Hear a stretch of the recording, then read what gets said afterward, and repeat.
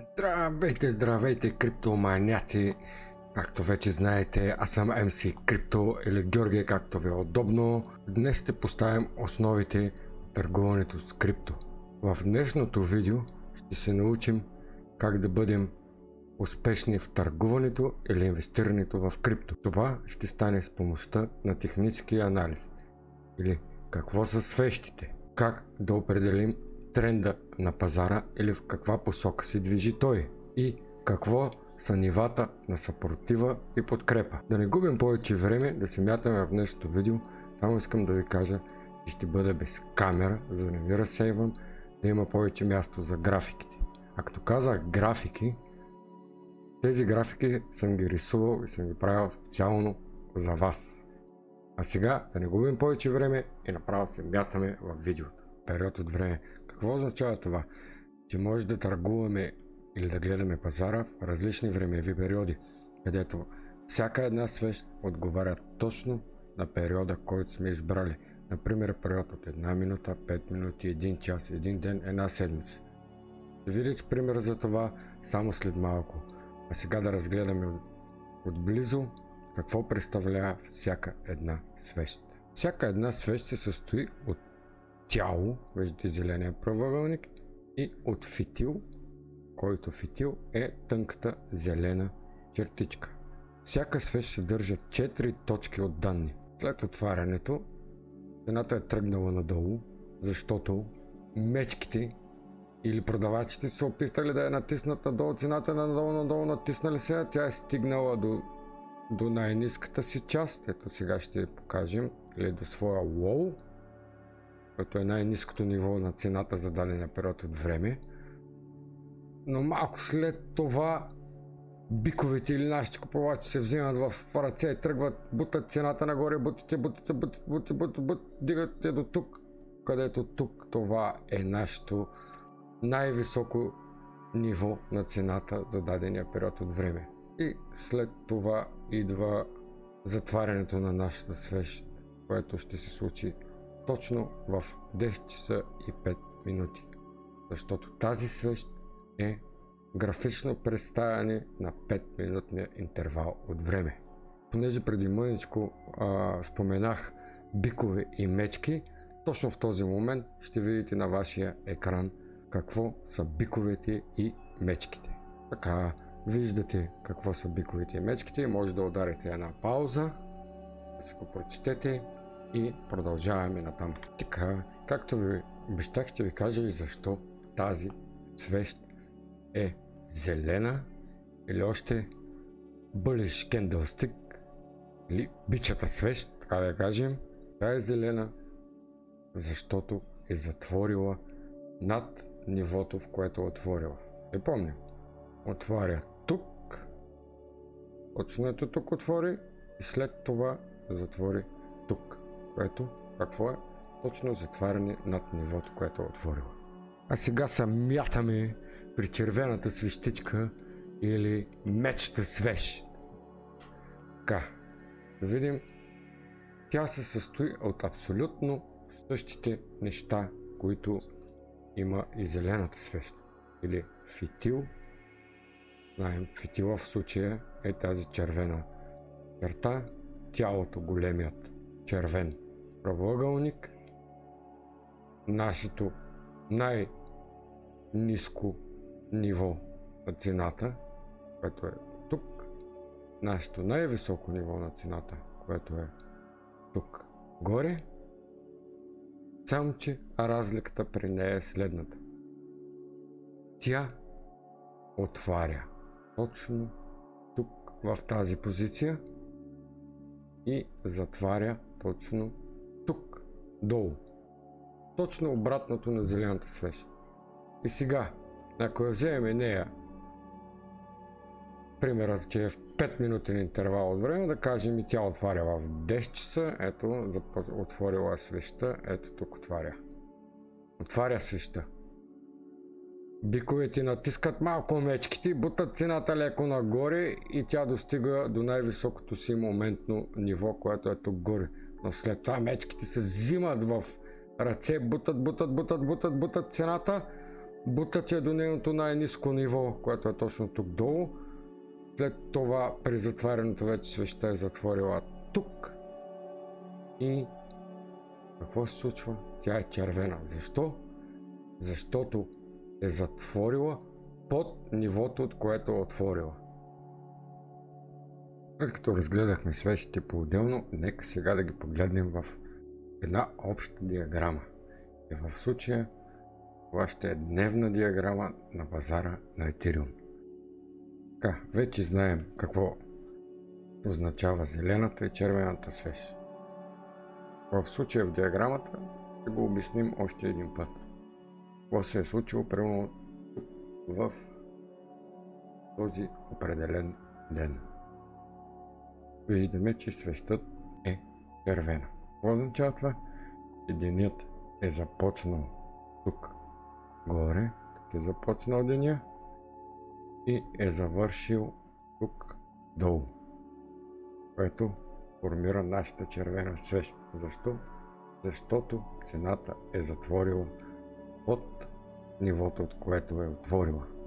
Така и понеже видях, съм старавал да ви обясня как се формира фитила на свещта, ще вземем за пример ето тази свещ.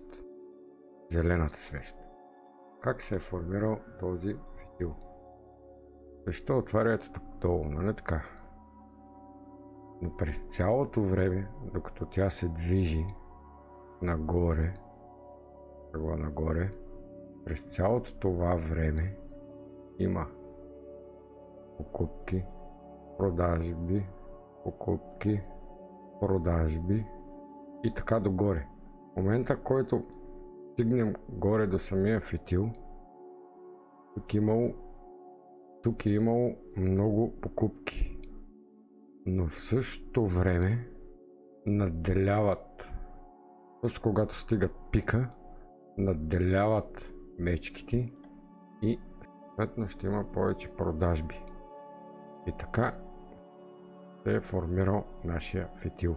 А сега, като споменах диаграма, нека да видим какво означава това. Само една свещ не може да ни покаже как се е движил пазара или да ни покаже в каква посока ще тръгне той. Трябва ни съвкупност от свещи, които да образуват диаграма. На голяма степен техническия анализ се основава на предположенията, че предишните движения на цените могат да покажат бъдещите движения. Как свещите могат да ни помогнат в този контекст? Идеята е да идентифицираме моделите на диаграмата от свещи. Диаграмата от свещи ни помага да анализираме пазарната структура и да определим дали сме в бичи или мечи пазар. Ще видите определение сега на вашия екран. Също така ни помагат да идентифицираме нивата на подкрепа или сапорт и съответно съпротива резистенс. За тях малко по-късно видите в това видео. Помагат ни да определим тренд линията на пазара или движението на пазара, в каква посока се движи. Тоест дали ще е в bull market или в bear market. Вече знаете какво е bull market и bear market. Сега е време да определим тренд линията на пазара или посоката на движение на пазара. И тук е моментът да ви кажа, ако все още не сте се абонирали за канала ми и ви харесва това, което правя, ударете бутона за абониране, тъкнете и върху камбанката, така ще знаете кога качвам ново видео, а в същото време, когато ударите и лайка, ще ми помогнете да се боря с алгоритъма на YouTube и това видео да излиза по-нагоре в класацията. Така, първо искам да ви се извиня. Преди малко ме прекъсва микрофона, оправихме го този проблем. От USB-то е. Сега е време да научим как да откриваме тренда на пазара. Питайте сега пред вас, виждате тази диаграма. Питайте се да познаете какъв е пазара на диаграмата, която виждате. Да, точно така. Пазара, който виждате, може да го познаете и с просто око. Той върви нагоре, нали така? Ето. Върви нагоре. Само че, ако не сме сигурни Затова как може да го разберем? Можем да разберем, пазара е в uptrend или върви нагоре, когато диаграмата от свещи консистентно прави higher highs или нашите най-високи моменти. Ето сега ще го покажем. Или съответно higher low или нашите най-низки моменти. И какво правим сега? Идем с този инструмент. Нашата точка на влизане в пазара е тук. Искаме да определим дали наистина този пазар върви нагоре. Караме една линия. Оп, до най-високата част, която достигна цената. Higher high. Higher low. Higher high. Higher low. Higher high. Higher low. Higher high. Higher low. Higher high. И така нататък. Ето, виждате и с просто око, че наистина така върви пазара. А каква е причината, поради която искаме да определим точно в каква посока се движи пазара? Дали е в uptrend или downtrend? Причината, заради която трябва да определим тренда на пазара, е, че когато влезем да търгуваме, да не търгуваме срещу пазара. Защо? Защото това ще ни донесе само и единствено загуби. Винаги трябва да търгуваме. Винаги трябва да търгуваме по посока на пазара. В случая нашия пазар се движи нагоре. А когато нашия пазар се движи нагоре, както вече разбрахме, как трябва да търгуваме ние? Да, точно така, познахте. Трябва да купуваме. Къде ще купуваме? В нашите higher lows. Ето, тук купуваме. Там ще отворим и нашата long позиция. Сега ще ви покажа и определение за long и short. Short ще видим малко по-късно. Ето го и самото определение. Или long е дългосрочна позиция, която търговци отворят, за да се възползват от растежа на пазара. Ние тук на кръгчето сме отворили нашата long позиция и съответно на нашия higher high, ако желаем, може да продадем тук или да изчакаме до тук. Ако сме пак супер търпеливи, може да продадем и чак тук горе. Добре, но този пазар беше много лесен за разгадаване. Сега ще се прехвърлим на още един пример. А как ще определите това движение на пазара, което виждате тук с жълтата линия? Сега ще ви кажа. Имаме тук. Имаме едно импулсивно движение нагоре. Ето нашия impulsive move. Или какво е impulsive move? Да видим. Импулсивно движение е това, при което пазара се движи доста бързо в посока, укривайки голямо разстояние за кратък период от време. Значи ние сме тръгнали тук долу от ниското и за много кратко време сме се качили тук горе, където е нашия higher high. След това е последвал един pullback. Или какво е pullback? Сега ще разберем. Оттеглянето е пауза или умерен спад на цената от последните пикови, които се повтарят в рамките на продължават възходящ тренд. Или цената ни върви нагоре, а съответно нашия pullback ето тук долу е направил и своят higher low. След това следва още един брутален impulsive move, кой е него, до следващия ни higher high, тук горе. След това следва още един pullback, за да разберем, че пазара движи нагоре, правилото е следното. Нашия lower low, който е тук, в случая се пада. Защо е тук? Защото тук вече имаме нов higher high и тук вече е следващия ни higher low. Така, какво е правилото? Че нашия higher low, първия, не трябва да бъде пробит. Или какво означава пробит? Цената от тук да тръгне така рязко надолу. А трябва да бъде последван от импулсивно движение рязко нагоре. Точно в възходяща посока, както е в случая тук, която реално пробива нашия higher low и затваря над нашия предишен връх, който е ето тук. И така, докато нашата цена прави нови higher high, този тук, този тук горе и тук горе, да го отбележим, ние ще определим този пазар за вървящ нагоре или че пазара се намира в uptrend. Да го докажем с една права линия. Виждаме, че пазара върви само нагоре.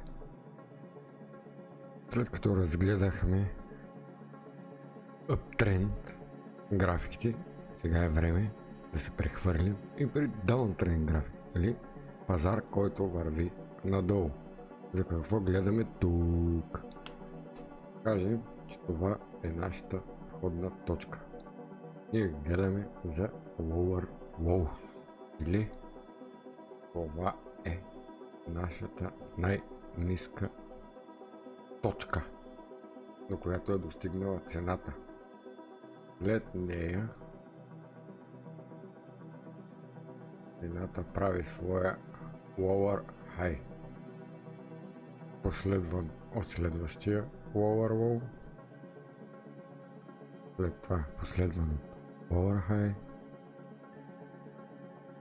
lower low, lower high, lower high, lower low, lower high, lower low и така нататък. И виждаме и по самата графика вече, самата линия още по-добре ми подсказва, че този пазар се намира в downtrend, или е bearish market, или е мечи пазар, както искате го казвате. Но какво правим, когато пазара е в downtrend? Какво правим ли? Ами, отваряме нашата шорт позиция. Нашата шорт позиция. Или какво означава шорт? Къса позиция, която се открива на падащ пазар с цел печалба от падащия пазар. В някое по-нататъчно видео ще влезем по-подробно вече в шорт, лонг, стоп лос и така нататък. Много остава информацията, няма смисъл да влизаме сега. По-нататък в някои от видеята ще ги разгледаме по-подробно. Дойде време да разберем и какво е подкрепата или сапорт и какво е ниво на съпротива или резистенс. Първо да разгледаме какво е ниво на сапорт или подкрепата в случая. Подкрепата е ценово ниво, при което може да очакваме нисходящата тенденция да спре поради концентрация на търсене. В нашия случай евентуално може да очакваме точно ето тук да се случи това нещо. Тъй като цената на криптоактива пада, търсенето се увеличава, като по този начин формира ниво на подкрепа.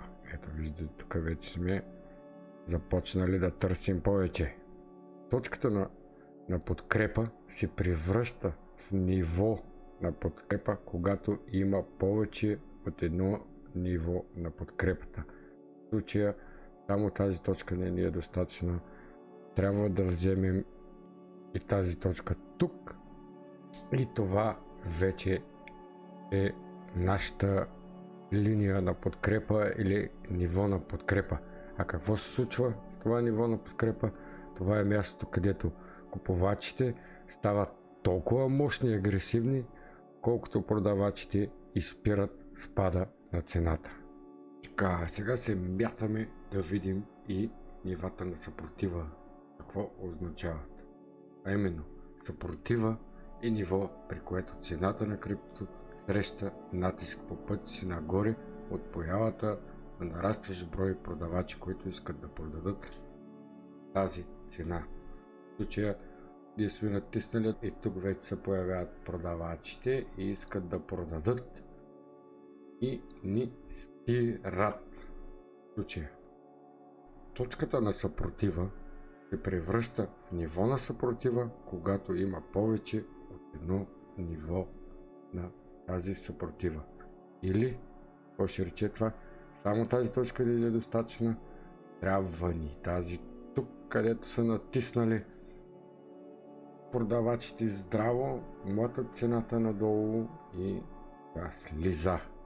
Съответно, тези двете точки ни формират нивото на съпротива. Надявам се, приятели, че този дълъг урок не ви затормози много. Ако се наложи нещо не сте разбрали, пишете долу в коментарите. Пишете и в Twitter, ако ви е по-удобно, където искате, ще се опитам да ви го обясна. Също така може да си връщате многократно видеото да гледате. Благодаря ви, приятели, че бяхте с мен. Ще ви помоля само от цялото сърце ви моля да се абонирате за канала, да ударите камбанката, да знаете кога качвам видеа и да смачкате палчето нагоре, да го забиете здраво, че да не може да слезе надолу, да ми помогнете да се боря с този проклет алгоритъм на YouTube. Благодаря ви още един път, че бяхте с мен. Довиждане до следващото видео.